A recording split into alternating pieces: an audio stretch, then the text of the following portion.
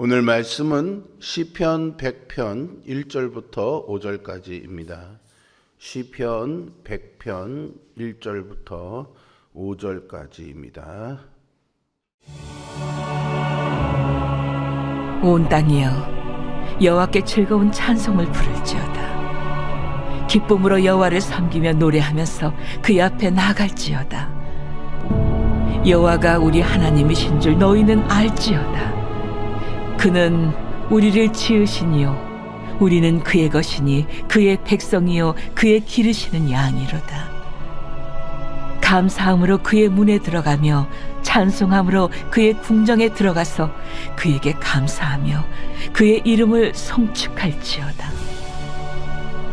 여호와는 선하시니 그의 인자하심이 영원하고 그의 성실하심이 대대에 이르리로다. 아멘. 시편 100편은요 성경 전체에서 가장 유명하고 사랑받는 시편 중에 하나입니다. 저도 신방 중에 시편 100편을 자주 설교하곤 합니다. 시편 전체는 150편 중에서 유일하게 감사의 시라는 아주 분명한 제목이 붙어 있습니다. 이 짧은 시는 이스라엘 백성들이 성전에 올라가면서 감격에 겨워 불렀던 찬양이기도 하죠. 시편 93편부터 시작된 여호와의 통치 시편의 결론이 바로 이 시편 100편이라고 할 수 있습니다. 앞선 시편들이 하나님의 위엄과 심판 그리고 거룩하심을 노래했다면 이제 이 100편은 모든 통치의 결과로 피조세계가 마땅히 올려드려야 할 기쁨과 감사를 폭발적으로 터뜨리고 있습니다. 그러나 오늘 우리의 일상과 예배를 돌아보면 이 기쁨과 감사가 심각하게 메말라 있음을 발견하게 됩니다.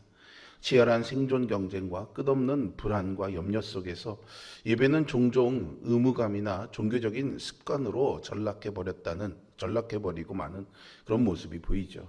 감사는요, 조건이 충족될 때만 간헐적으로 터져나오는 선택사항이 되어버렸습니다. 시편 100편은 이렇게 영적 매너리즘에 빠져 무기력해진 우리를 향해서 하나님이 누구신지 다시 기억하고 참된 예배의 감격을 회복하자고 강력하게 초청하고 있습니다. 짧은 시간에 즐겁게 찬송 부를지어다. 섬기라, 나아오라, 알라, 들어가라, 감사하라, 송축하라 라는 7번의 명령이 주어지죠. 이 말씀을 통해 우리가 알아야 할 참된 예배자의 태도는 무엇일까요? 오늘 이 말씀을 통해 내 영혼을 짓누르는 세상의 무거운 짐을 벗어버리고 창조주요 목자가 되신 하나님을 향한 폭발적인 기쁨과 감사의 제사가 온전히 회복되기를 소망합니다. 시인은 시작과 동시에 온 세계를 예배자의 자리로 초청합니다. 온 땅이여 여호와께 즐거운 찬송을 부를지어다 라고 말이죠. 예배의 대상은 이스라엘과 언약을 맺으신 여호와 하나님이시지만 예배로의 부르심은 온 땅, 모든 민족을 향합니다. 하나님은 온 세상의 왕이시기 때문이죠. 여기서 부를지어다 라는 단어는 단순히 아름다운 멜로디로 노래하라는 뜻이 아닙니다. 이것은 승리하고 돌아오는 왕을 환영할 때 백성들이 터뜨리는 함성, 혹은 축제의 자리에서 주체할 수 없는 감격으로 지르는 우렁찬 환호성을 의미합니다. 우리의 예배는 조용하고 정적인 묵상에만 머물러서는 안 됩니다. 나를 죄와 사망에서 구원하신 만유의 왕 앞에 설 때에 우리의 영혼은 마땅히 그분을 향한 역동적이고도 벅찬 환호를 터뜨려야 합니다. 이러한 기쁨의 환호는 우리 삶 전체를 통한 예배로 이어지죠. 2절에서 기쁨으로 여호와를 섬기며 노래하면서 그의 앞에 나아갈지어다 라고 합니다. 여기서 섬긴다라는 말은요, 성전에서 드리는 예배를 뜻하기도 하지만 동시에 일상생활에서의 노동이나 섬김을 뜻하기도 합니다. 즉 시인이 말하는 섬김은 일주일에 단 한 번 성전에 모이는 행위를 넘어서 매일의 삶 속에서 하나님을 주인으로 모시고 살아가는 모든 행위를 포괄하고 있습니다. 그러니까 여호와를 섬긴다라는 말은 단지 일을 돕는다라는 뜻이 아니라 삶 전체로 하나님을 예배한다는 뜻이죠. 그러기에 찬양과 섬김은 별개의 요소가 아니라 하나님을 향한 하나의 응답입니다. 중요한 것은 이 섬김의 동력입니다. 시인은 억지로나 두려움으로가 아니라 기쁨으로 섬기라고 말하죠. 이 기쁨은 오직 구속받은 백성만이 누릴 수 있는 특권이자 영적 자유의 표현이라고 할 수 있습니다. 노예는 두려움으로 복종하지만 자녀는 기쁨으로 아버지를 섬깁니다. 우리의 예배와 봉사가 기쁨으로 충만할 때 세상은 우리의 섬김을 통해 살아계신 하나님을 보게 될 것입니다. 일상의 분주함과 피곤함 속에서 예배를 해야 하는 것, 지켜야 하는 의무처럼 느낄 때가 많죠. 그러나 예배는 억지로 끌려 나오는 시간이 아니라 하나님 앞에 기쁨으로 나아가는 시간입니다. 변함없이 선하신 하나님을 바라볼 때 감사와 기쁨이 우리 마음에서 일어납니다. 예배의 자리를 통해 다시 하나님을 바라보고 내 삶의 중심이 주님께 있음을 고백하는 성도가 되시기를 바랍니다.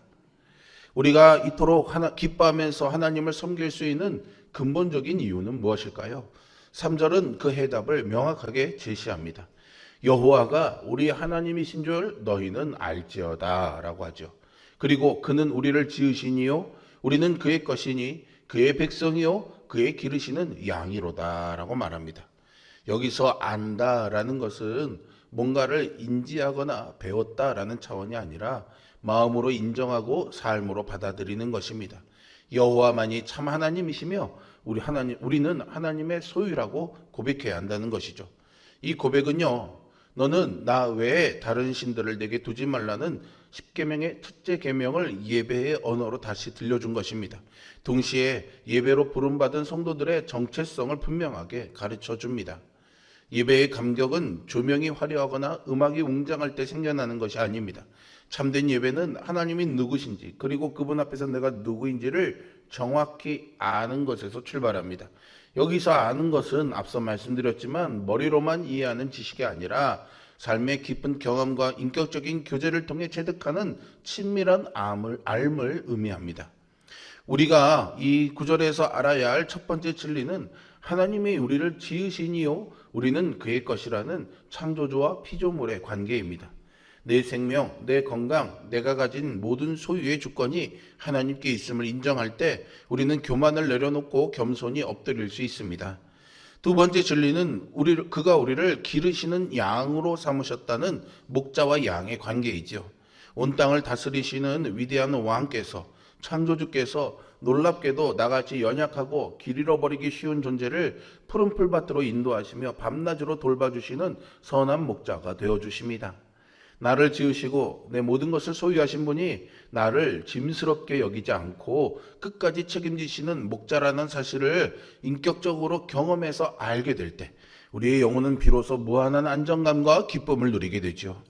우리는 실패와 비교 속에서 가치를 잃어버리는 존재가 아니라 하나님이 돌보시는 백성임을 잊지 마십시오. 예배는 우리가 하나님의 소유이며 하나님이 우리의 주인이심을 고백하는 시간입니다. 이 고백이 우리의 생각, 관계와 진로 선택의 기준이 되기를 바랍니다. 예배하며 엎드리는 이 고백이 일상으로 이어지는 그런 삶이 되어야 하겠죠. 그렇다면 상황이 힘들고 눈물이 날 때도 우리가 변함없이 감사할 수 있는 근거가 무엇일까요?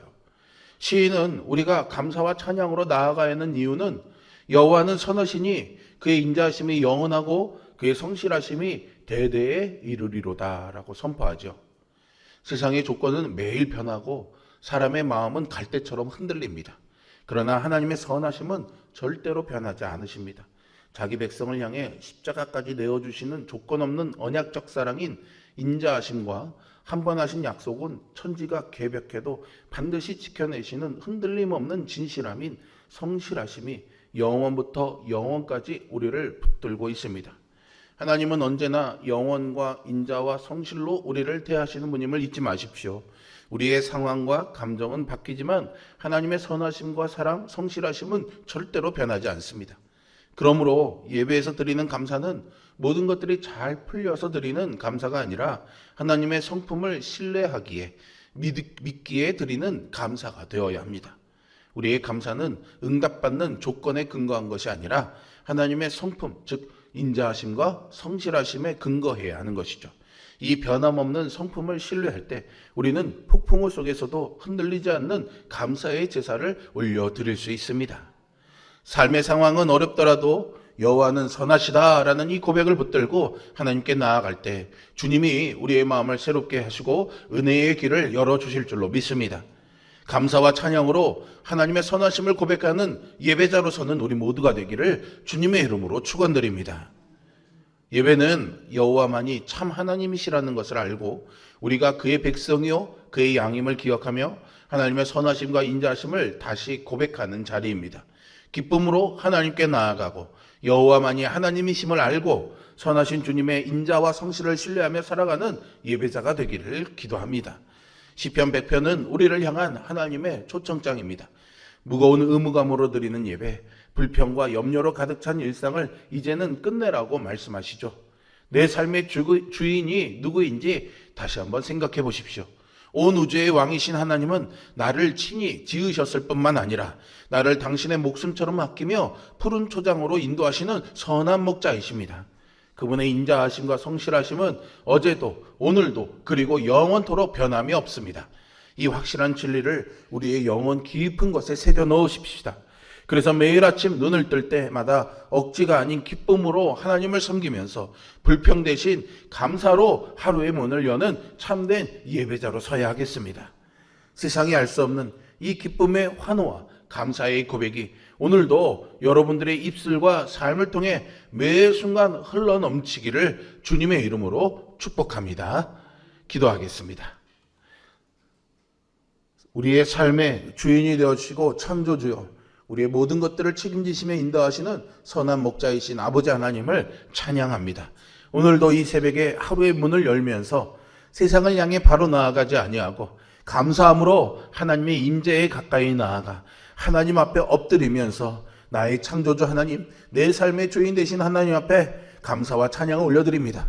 우리의 감정이, 우리의 환경과 상황이 우리가 얻고 싶은 것을 얻어서 드리는 감사가 아니라 어떤 상황과 형편이 주어질지라도 때로는 실망스러운 일들이 기다리고 있다 할지라도 여호와 하나님은 선하시며 성실하신 분이시며 우리를 목자같이 인도하시는 분이심을 믿기에 드리는 진정한 감사의 고백으로 이 예배의 문을 열고 하루의 문을 열고 나아가 오늘도 하나님의 살아계심을 경험하며 그것을 알고 또 증거하는 삶을 사는 우리 모두가 되게 하여 주옵소서. 예수 그리스도의 이름으로 기도합니다. 아멘.